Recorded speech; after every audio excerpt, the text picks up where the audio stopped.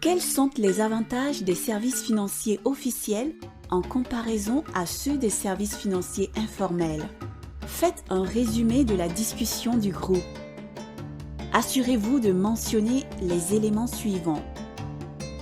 L'argent liquide peut être égaré ou volé et il est difficile de le retrouver.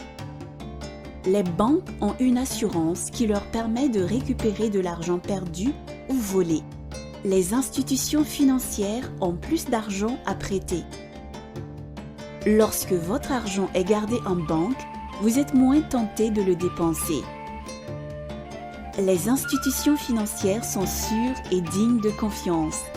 Les institutions financières offrent des comptes d'épargne adaptés à des objectifs d'épargne de court terme et de long terme. Les institutions financières payent en intérêt sur les épargnes.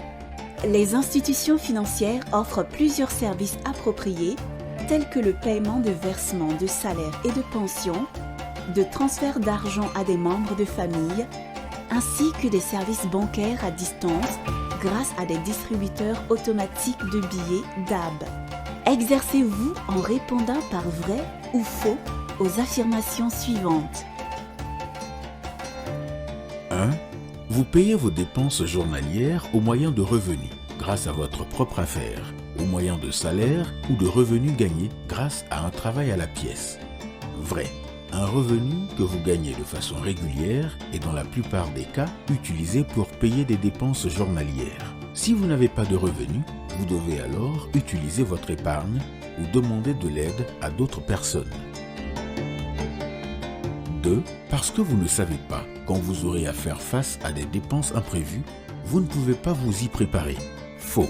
Bien que vous ne soyez pas en mesure de prédire chaque dépense, vous pouvez vous y préparer en constituant un fonds d'urgence que vous approvisionnerez de façon régulière. 3. Vous devriez épargner pour faire face à des dépenses futures, prévues et imprévues. Vrai. Plus vous épargnez, meilleure sera votre situation lorsque des événements imprévus vous forceront à dépenser de l'argent. L'épargne est la meilleure façon d'atteindre vos objectifs ainsi que vos rêves pour le futur. 4. Le fait d'emprunter pour payer les dépenses journalières constitue une bonne gestion financière. Faux. Les prêts sont accompagnés d'une obligation de payer des intérêts ainsi que des frais qui les rendent chers et en font un moyen onéreux de payer les factures journalières. 5. Vous ne devriez emprunter que quand vous pouvez utiliser l'argent pour accroître votre revenu d'affaires. Vrai. Étant donné qu'emprunter coûte de l'argent, vous ne devriez emprunter que si vous savez que si vous pouvez. Vrai. Étant donné qu'emprunter coûte de l'argent, vous ne devriez emprunter que si vous savez que vous pouvez investir la somme empruntée et faire un profit supérieur au coût de l'emprunt. 6. Les personnes pauvres ne peuvent pas épargner.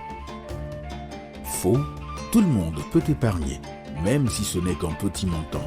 Lorsque vous examinez dans les détails vos dépenses journalières, vous pouvez en général trouver une ou deux choses pour lesquelles vous dépensez de l'argent qui pourrait être éliminé afin de pouvoir épargner. Tableau récapitulatif des usages des services financiers. Services financiers. Usages suggérés. Épargne.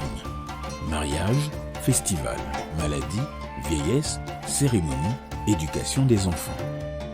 Prêt, capital d'affaires, équipement de l'entreprise, achat d'une maison, réparation de la maison, achat d'équipement, moto, voiture, meubles, assurance, maternité, hospitalisation, décès, perte d'avoir, séisme, inondation. Compte courant, dépenses journalières, loyer, nourriture, habits, etc.